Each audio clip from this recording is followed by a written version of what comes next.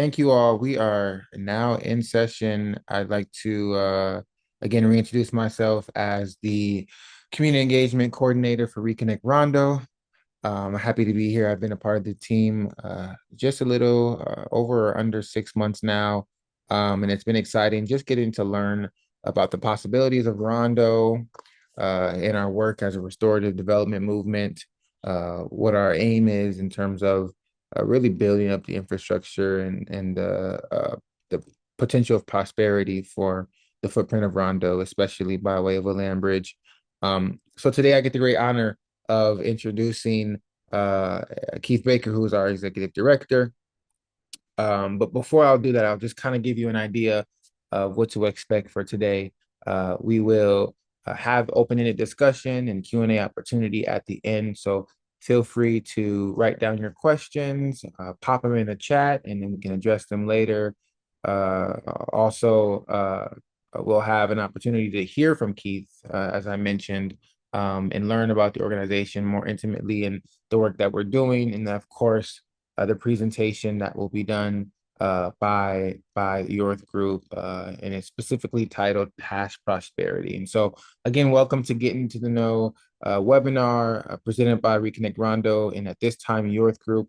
We're excited. This is our last webinar of the year. We've been able to capture audiences across the state and really be able to articulate what our technical consultant teams have been able to find, their key findings, their studies, and present them in a way that common community can understand, as well as those who are invested stakeholders at a high level.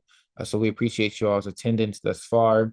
I'll pop some things in the chat as we go. So if you could be mindful of that as a resource to yourself, and look forward to hearing the rest of the folks who will be coming before us today. So without further ado, Keith Baker, our executive director of Reconnect Rondo. All right. So part of what I'm excited about is the way that a lot of the work that we've done kind of unfolds together. But I thought I'd start off by just really helping folks to recognize that while oftentimes people want to talk about a land bridge, what we see the land bridge being is a tool, an asset to be leveraged for larger community building. So it's really about building community resilience and sustainability in the larger picture, just leveraging the opportunity of transportation to get there. And as well, this is really about an African American cultural enterprise district, which historically was the footprint of Rondo before the freeway went through. And that's why the emphasis there. We have the remnants of the community all around us, but how do we create a drawstring that pulls us all together towards a common purpose and a common direction?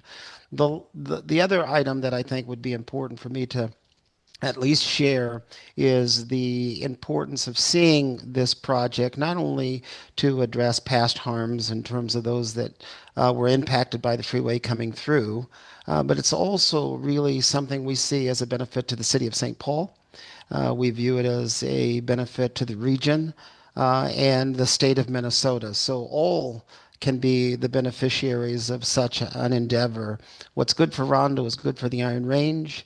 It's good for Wilmer. It's good for Duluth, my hometown, etc. So looking at it much larger than just simply addressing needs of African Americans really needs to be considered. I just want to give you a little bit of background about the Rethinking I-94 process. Our project, that star that you see on your screen, really is where the location of this asset is that we want to leverage, called a land bridge.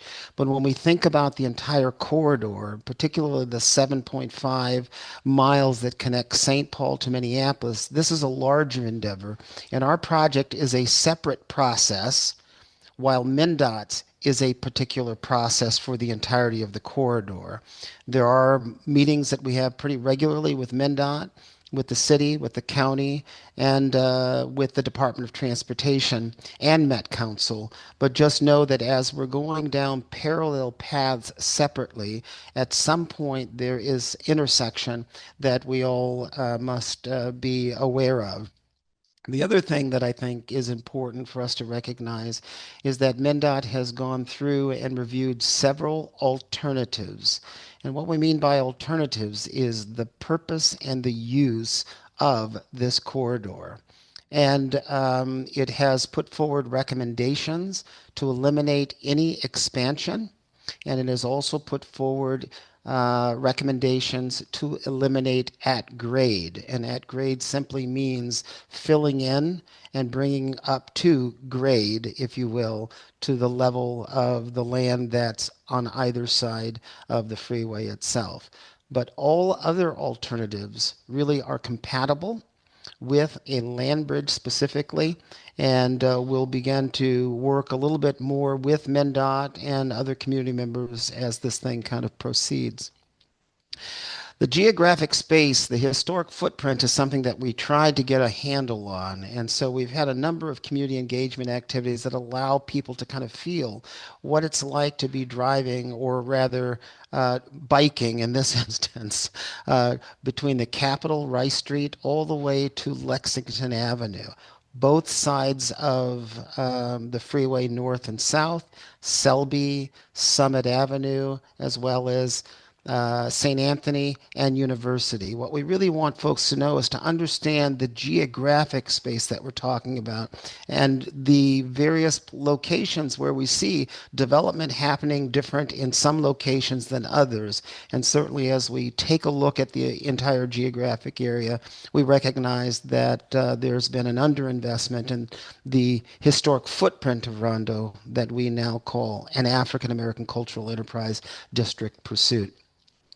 So what we really ultimately want to do is connect the past, because there is great history, the present, because there is great diversity within the city of St. Paul, and this historic footprint, and really set conditions for the future as we think about things 21st century. And I think that what you're about to be presented here today is going to provide some insights about that past, but also the opportunity into the future as we visualize possibilities for prosperity for all that live in the city of St. Paul, but more specifically the geographic space that we're talking about. Our mission to lead the effort to revitalize the Rondo community with a land bridge. Again, the comma, if you will, is the land bridge as the asset that reconnects and reignites an African American cultural enterprise district. But as you can imagine, it's pretty complicated when it's all said and done, because we're dealing with elders and those descendants who lost. We're dealing with those that are current residents within the ecosystem. We're dealing and engaging with the nonprofit ecosystem, those that deal with housing and job development and employment and education. And then we go to another layer of the stakeholders that are within this arena, and that's the jurisdictions themselves. I've mentioned the city, the county, the Department of Transportation, and I've also mentioned Met Council. Then we're talking about the legislature, and then federal rules that align with supporting such an effort.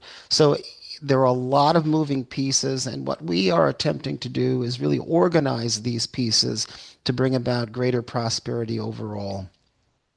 Land bridges are not new whatsoever. There are a whole host of them. In fact, Minnesota has 10. I think a lot of people are surprised to even hear that. And I'm just going to give you one example is as you drive 94 from St. Paul heading westward, you ultimately meet with Lowry Tunnel.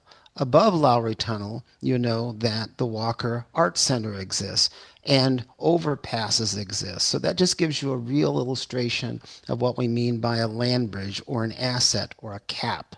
But also my hometown of Duluth has a land bridge, the Rose Garden, that's just along 35 as you're heading up north towards Two Harbors Way. But Clyde Warren Bridge is something in Dallas, Texas. Mercer Island is in Washington, the state of Washington, as well as the Sculpture Garden. And even as you're traveling down, heading to the airport on Hiawatha, you go through a small little tunnel, and on top of that is Minnehaha Gardens. And so these are things that are usual, something that's around us on a regular basis, but we may not notice them or call them caps or lids. What distinguishes our project from other projects, though, is we're not simply creating land for park space or a garden. What we're really proposing is development that really addresses fundamental needs within community, housing, business incubation space. It also includes those things that are important in terms of open park space where people can gather and celebrate together.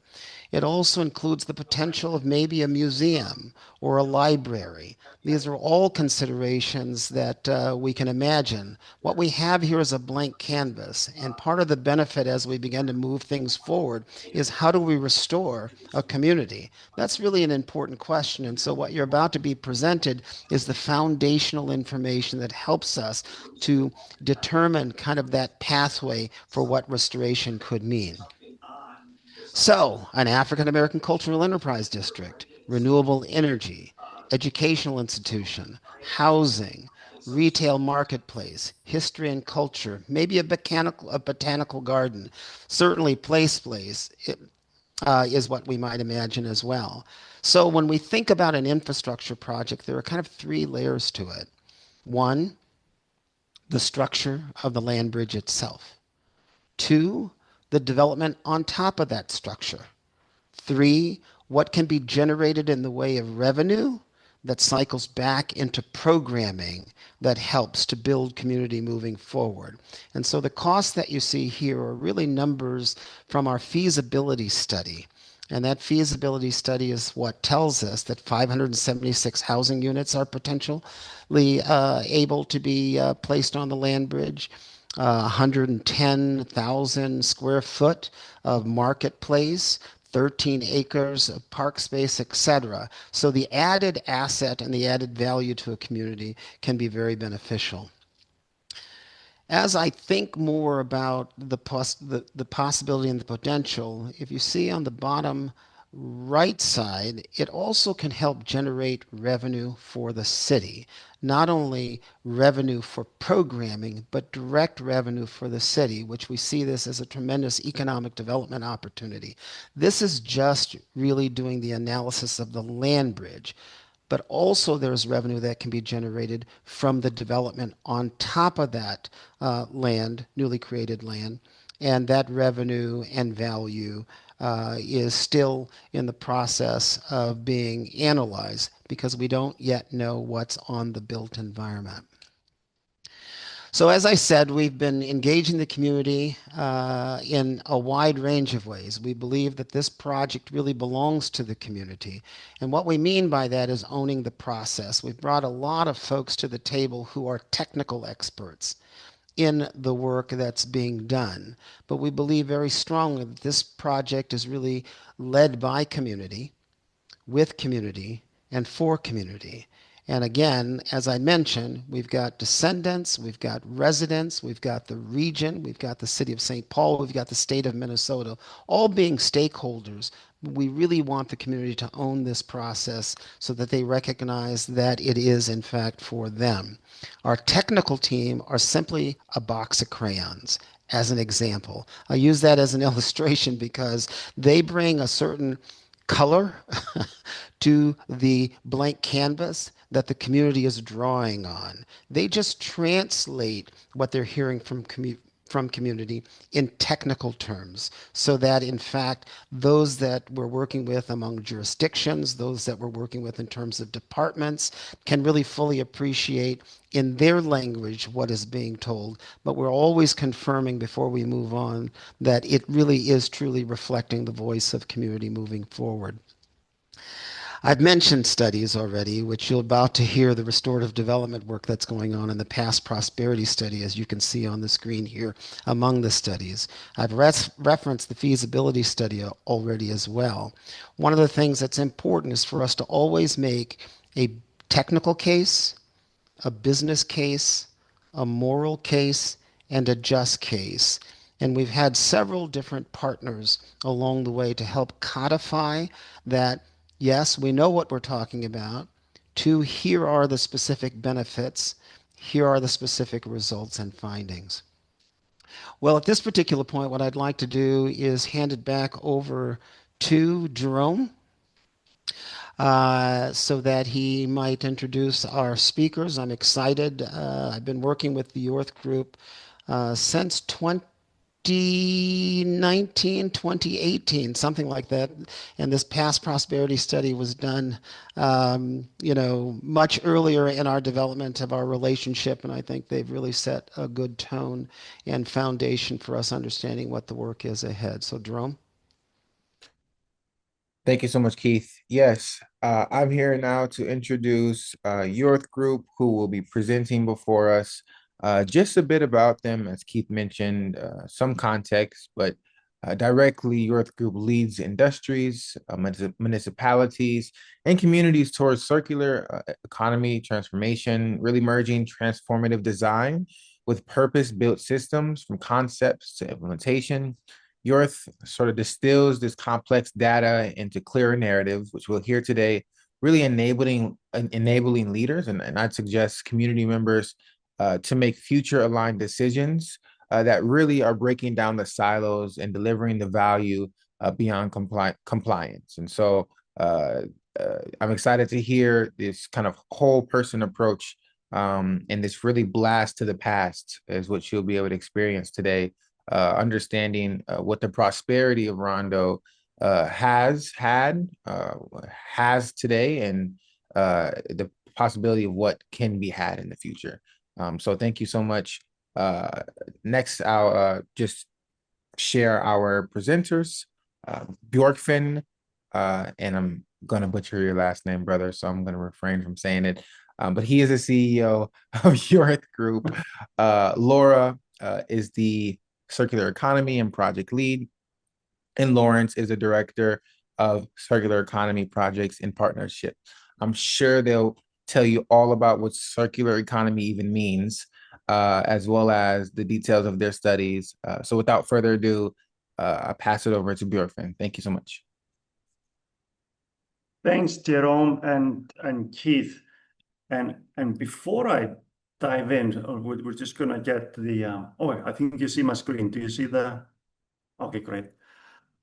Well, restorative development in Rondo is quite the history and explanation. But the first challenge that is in my head is how Keith and Reconnect Rondo keep bringing the most beautiful people in the world into one room again.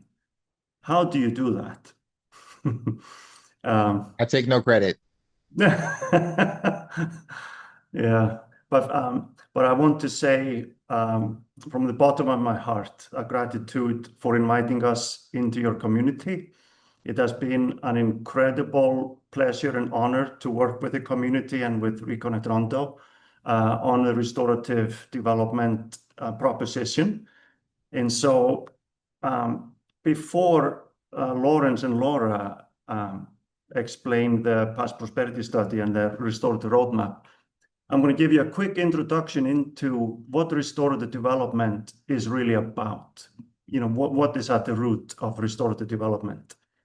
And so you see this image on this slide. And if you notice the circle right there in the middle, that is the so-called net zero point. The net zero point, in other words, is like neutral, break even. We don't pay our debt, not social, not environmental, not economic, but we don't cause any new harm. Equity is not generated at this level. And then you see on the blue, on the upper side, that's the restorative performance area. That's where our goals for Rondo are. And then you see the green and the kind of getting towards that orange red color on the bottom on the left. That's the net negative space. And the lower, the darker the colors and towards red, the worse the situation is. So just quickly, you don't have to answer this, but I'm still going to pose the question. Where do you think Rondo sits on this chart? And I know you're right. So yeah, it's in the red space. And restorative development has some principles as in the Reconnect Rondo approach for the Rondo neighborhood. there are certain principles like waste does not exist. Waste is materials. When we eliminate the word waste, and we think in terms of materials, we see that waste is not waste. We don't build infrastructures and systems to get rid of it, to write it off our books. When we think in terms of materials, waste is an asset. In the same token, a disenfranchised community is not a liability. It's an underutilized asset. It's perhaps an asset that not everyone understands. And that's what recurrent Rondo and restorative development in Rondo is about. It's about, so restorative development is the process of moving from the current space in the red space that you see on the image to the blue space. And so my colleagues, Lawrence and Laura, are going to explain. So first, Lawrence is going to explain how Rondo got into that red space in the first place, because it wasn't always so. And Laura will then explain how we're going to get back into the blue space. So that's restorative development in a nutshell. I want to welcome my colleague, Lawrence Tweet. He's going to tell you about the past prosperity study. Thank you all. Hey, thank you, Björkvan, and thank you, Keith and Jerome, for the introduction. Much appreciated. So before we dive into the study and into the findings, I want to reflect briefly on the title, Past Prosperity Study. When we're talking about the past, we're not talking ancient history. We're talking 75 years. That's within the lifespan of a single person.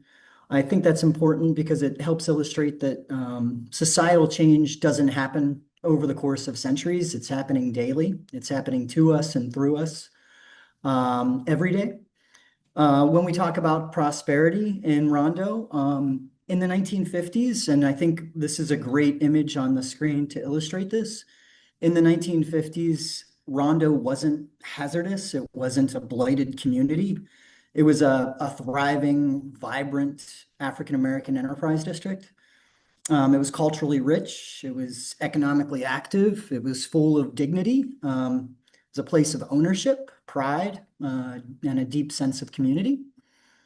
And when we're talking about study, we're not talking about just a nostalgic kind of look back at what was. This study is actually evidence. It's disciplined look at data and lived experience, and it reveals both what was lost and what remains possible. So I just wanted to kind of emphasize and sort of undergird that. Why does this part of the story even matter? I think it matters a lot, but my take is because identity and our sense of self, our meaning, our possibility is rooted in story.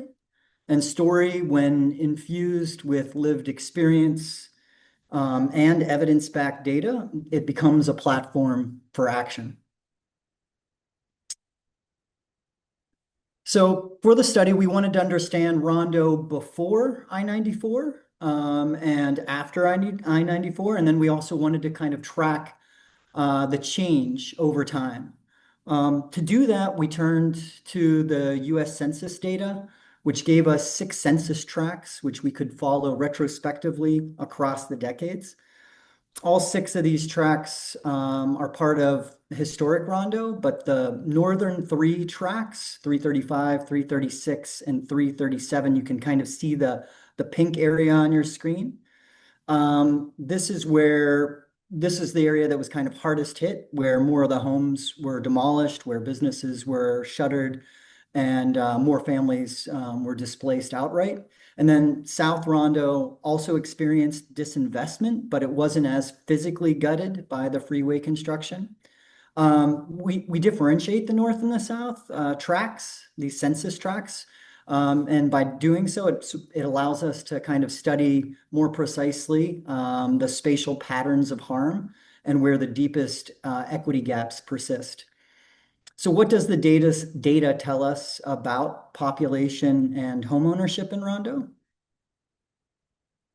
So on the left, you see population change. In 1950, Rondo had over 26,600 residents.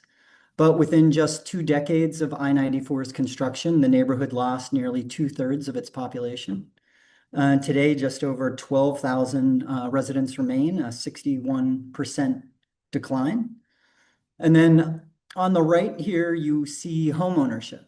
And before I-94, nearly 3,000 Rondo homes were owner occupied. By 1970, so over the course of about 15 years, 20 years, that had been cut in half. And it's never recovered. And so why is that? Well, Rondo was already targeted by redlining, which denied people fair access to financing.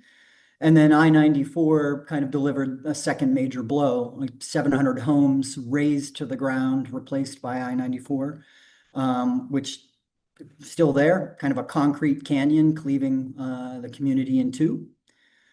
These numbers aren't just lines on a chart. They represent the families that were uprooted, the businesses that were shuttered, and the generational wealth that was erased. Next slide, here's another way to kind of see this loss. I think this is just a powerful slide. It stands on its own. Just going to pause there for a moment.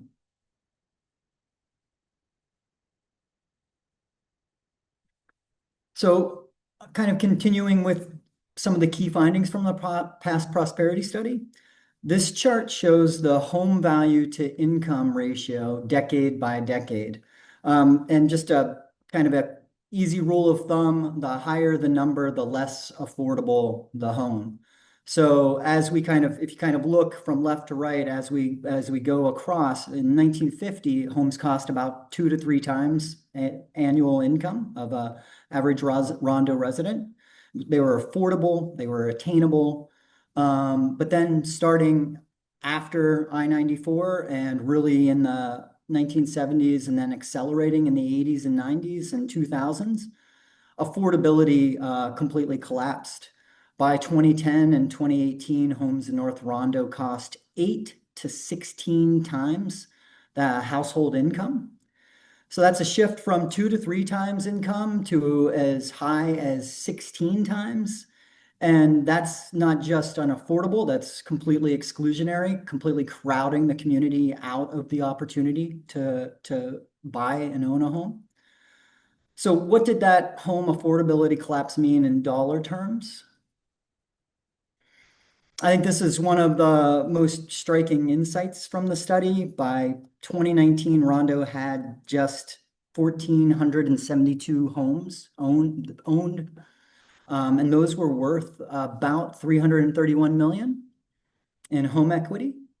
And if the home ownership trends had simply kept pace with St. Paul, just maintained parity in Rondo, no special treatment, there would have been approximately 2,671 homes worth about $601 million.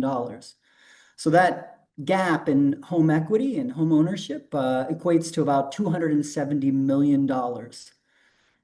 And this wasn't just a private loss to those individuals. This was also a public loss. This resulted in lost property tax revenue, which meant underfunded schools, infrastructure, and services.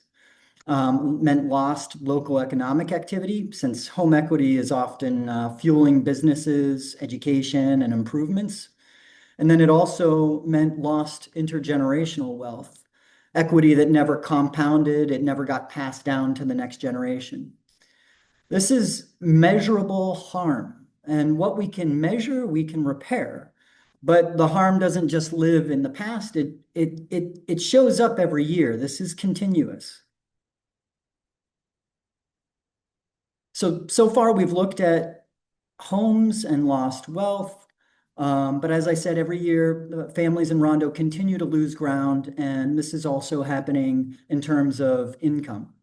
This chart compares household income with the cost of living. You'll see that Rondo trails St. Paul and the metro area, and the gap has only widened. In North Rondo, the annual gap between what folks earn and the cost of living is almost 100 million. It's $99 million. And then if you include all 6 of the tracks, both North and South Rondo, that annual gap is almost $150 million at 147. People are working, but the systems aren't returning value. Like homeownership, this income gap, it compounds every year. And every year of underinvestment, underpay, and missed opportunity adds up. That's what an extractive system looks like. It's draining value from the community year after year, and it's locking families out of prosperity. Okay, so on to the next slide. We've seen kind of what's been lost in Rondo: equity, income, opportunity. But surfacing these losses isn't enough. We need to redefine what we mean by success. Björgvin touched upon this a little bit in his introduction, especially if you can recall kind of the colors that he was talking about. And that works well with Keith's crayon box, I think, as well. But at the bottom of the scale here in red are the exploitative and conventional systems. These extract value, and that's what's happened in Rondo through redlining, through the freeway construction, and disinvestment.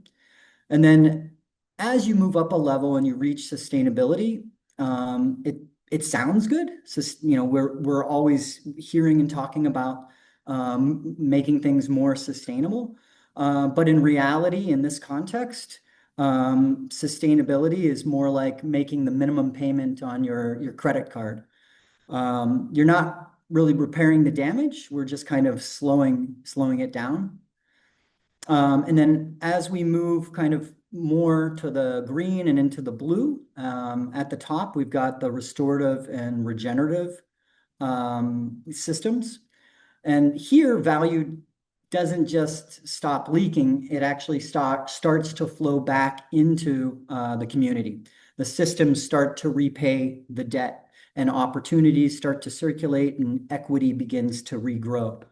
That's the shift that the Rondo community and Reconnect Rondo are working toward. Not surviving a broken system, but redesigning it to work for Rondo. Redefining success makes Rondo's story more than history. It makes it a model for restorative development in cities across America. We just reframed success, not sustaining harm, but restoring and regenerating value. But where does Rondo stand today? And this scorecard measures systems like water, energy, food, economy, culture, governance, and numerous more. We've got about 18 indicators that we're tracking. On the left of the blue scorecard is Rondo's current score. It's at a minus 30.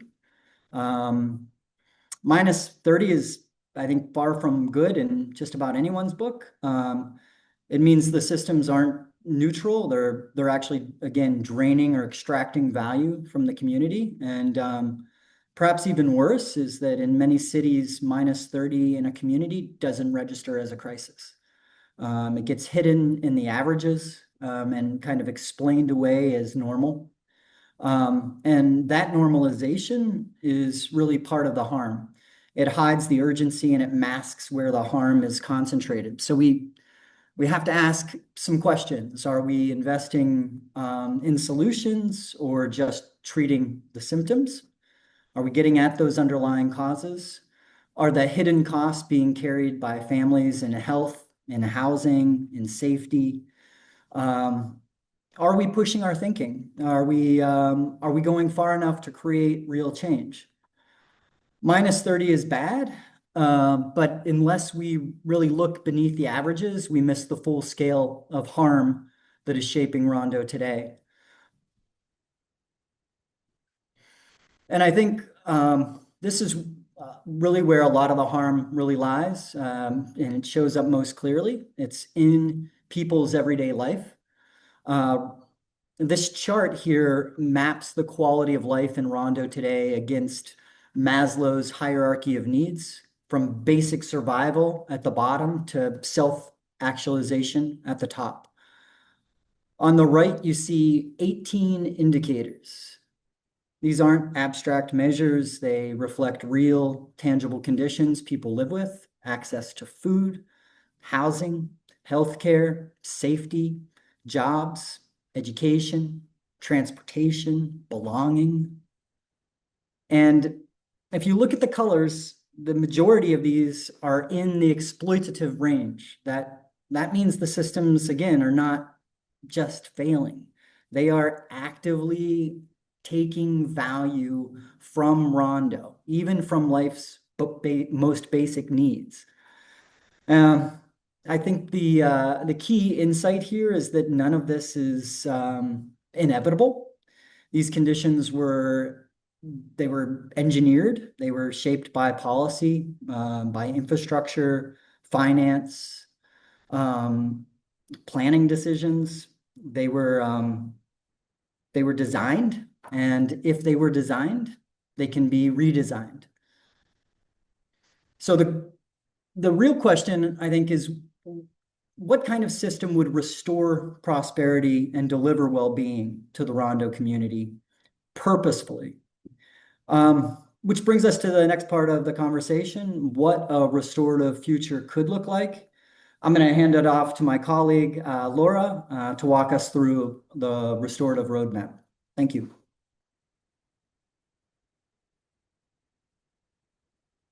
Thanks, Larry, and good to see all of you. So as was alluded to, this is kind of a two-part presentation. We just walked through the past prosperity study, which was that initial piece of work that we were able to do with the RCR team.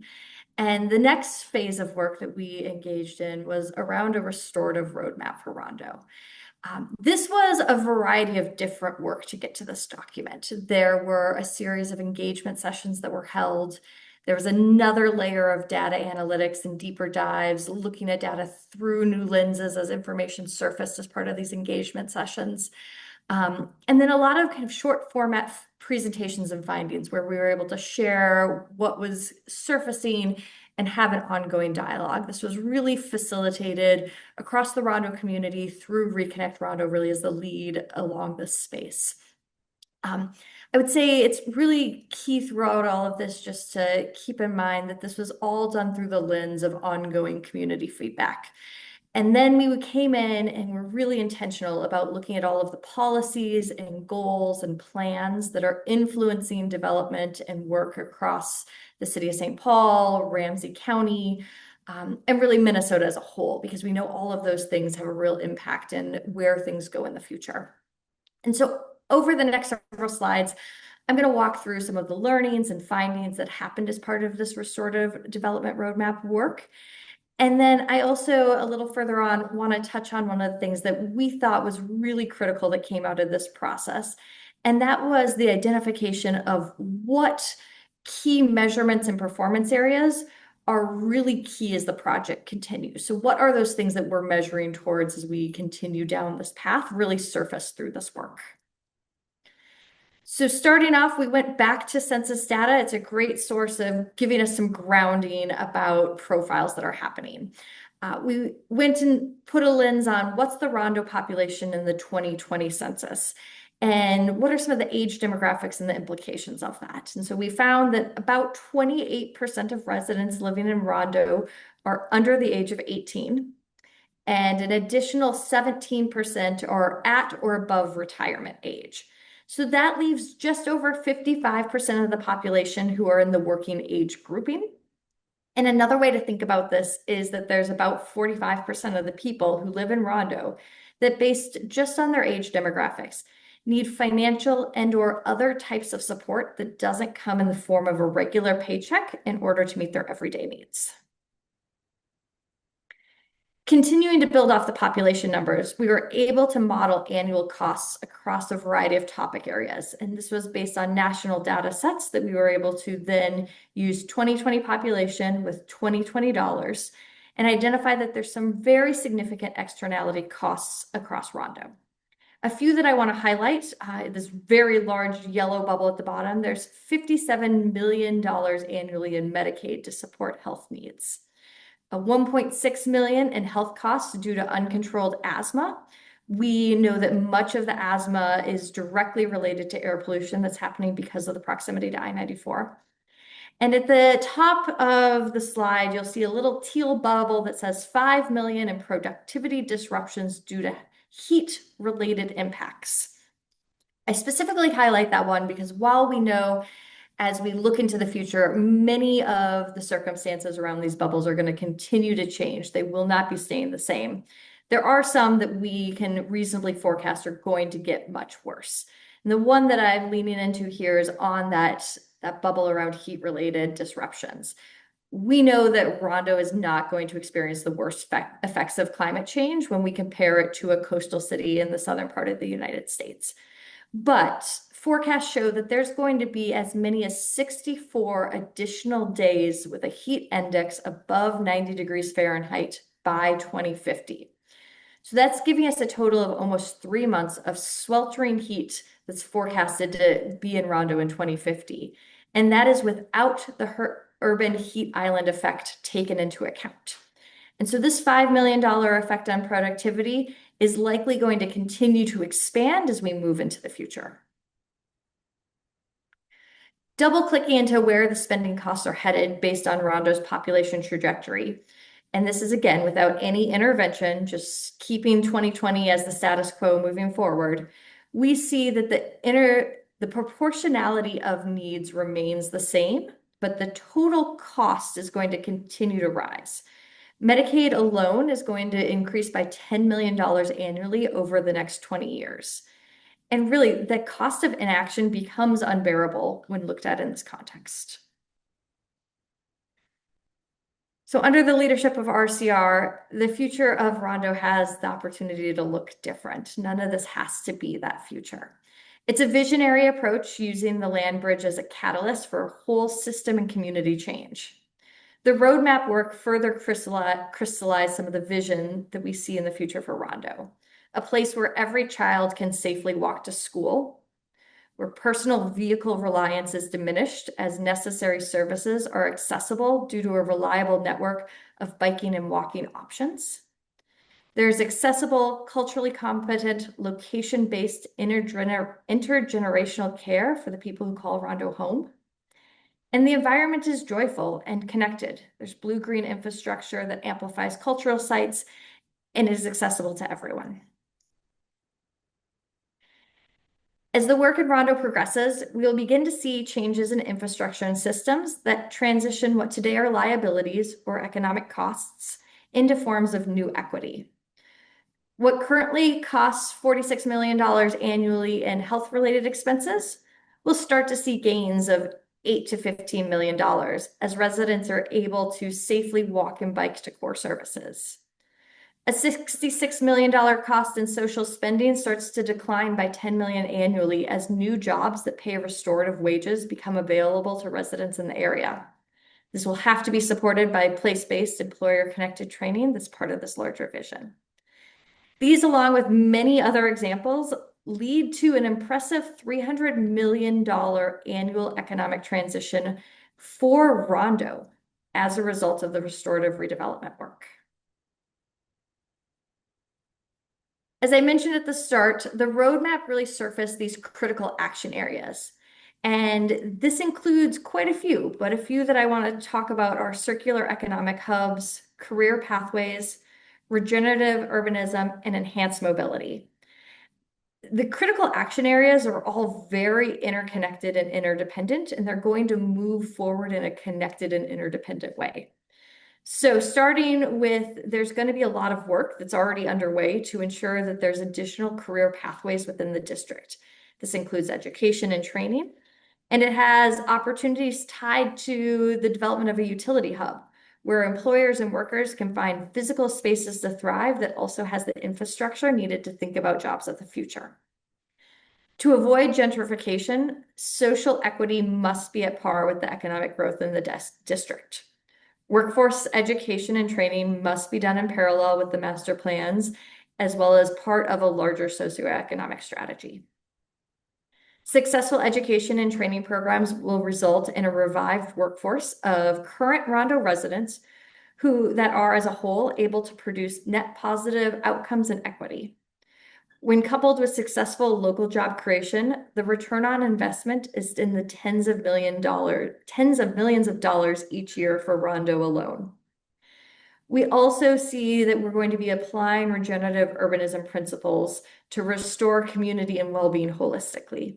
These will be beautiful landscapes that reduce stress while increasing well-being and positive engagement in the community. They can make neighborhoods more attractive and climate resilient. In addition to turning parts of the land bridge into a park that functions as a natural ecosystem, we can vision a future where select residential streets in Rondo could be turned into places where there's a pop-up park or an urban oasis. There's pop-up cafes and art installations and outdoor markets. This would further knit the community together and restore its historic urban village feel, while increasing the walkability and bikeability beyond just the land bridge, but across the entire community. And then underpinning all of this is the option and possibility to leverage restorative economic financing. We know that American cities holistically are chronically underfunded, but financing opportunities exist for those that are willing to pioneer new approaches, such as district level restorative development and the restorative economic development that comes along with that. As the district chooses this bold approach, Rondo's really in a place to bridge funding gaps with private capital because there's interest in these new paths forward. The work has crystallized into building blocks for restorative development, and what emerged is a vision for a resilient and very interconnected Rondo that uses green corridors and blue-green infrastructure and vibrant public spaces across the entire neighborhood. Regenerative urbanism in Rondo integrates mobility and utility infrastructure with public realms that include the vegetation and the water features, green corridors, green spaces, squares and plazas that are attractive to business and residents alike. Residential, commercial, and light industrial activities are carefully designed to foster circular economic management of resources and create value. The proximity between key institutions such as people's homes, their place of employment, education, grocery, and services like health, leisure, and sports, as well as arts and culture, are all carefully planned in place to ensure that the community feels vibrant and it supports the quality of life and the local business needs. If we take this vision and outcomes and we bring it back to some return on investment calculations, we're able to convert those expenditures that we saw in the bubble chart into gains across many forms. Just staying on the built environment, because I find it's a tangible way to wrap my mind around some of these contexts, I really would invite all of you right now to think about the last time that you decided not to take a car to the place you were going. So you chose not to drive to the store or to a community center or workplace. And I hope you've all thought of that time. And now I want you to think about that time and think about what made that experience enjoyable. And during that experience, were there times that were less enjoyable?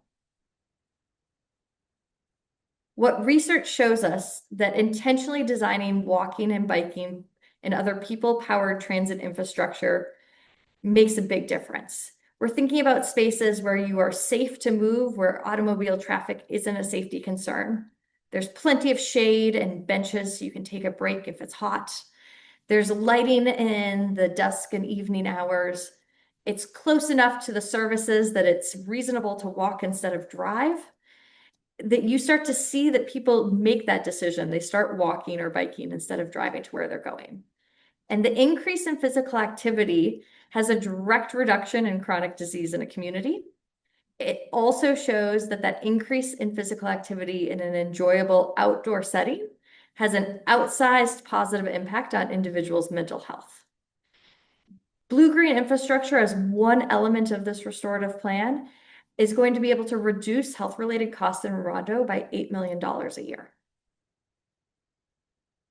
And the outcomes of this are compounding. The community will see increased climate resiliency if we think about more tree cover and good places for water to flow. We'll see increased local economic circulation because people will be walking to shops and spending their money in the neighborhood that they live. We'll see a decrease in personal vehicle costs. You don't drive as often, less money on fuel, less money on car insurance. We'll see a decrease in air and noise pollution as people in the neighborhood are not needing to use their vehicles as often. When doing restorative work, value is generated across multiple domains and brings value that is compounding over time that continues to generate new value for the community. As a result of this work and investment, the people who call Rondo home will experience an improved quality of life, which is, I think, the big vision that we've all come to this project with. So that brings me to the end of my comments. Thank you for your time. I do want to pass it back to Björgvin just for some closing remarks before handing it back to the RCR team. Oh, yeah. Thank you very much, Laura and Lawrence. And I think I've been reading through the comments and questions, but some really good ones there, and I'm looking forward to more of those, and hopefully an inspiring conversation to follow. Keith, do you have any thoughts or remarks before we head into Q&A? The only thing that I really want to kind of emphasize is, when people talk about systems change, it's really important that we recognize this being probably the greatest challenge that's before us. In my 45 years, and I do see Mr. English on, and it's good to see you, Bill, joining us, but I'll speak to my lifetime in the Twin Cities, not your 91 years. But for me, I've seen no scalable change for African Americans. By all indicators that have been laid out here today, we're ranked net negative. And so it is time for us to really think a lot larger around what systems change actually means. That each of our organizations within our communities are doing some form of change advocacy, policy advocacy. But when we think about the larger picture, we're dealing with impacts based on policies. The city's got a comprehensive plan. The county's got an economic competitiveness plan. The state has climate change goals. The county has health outcomes that it seeks.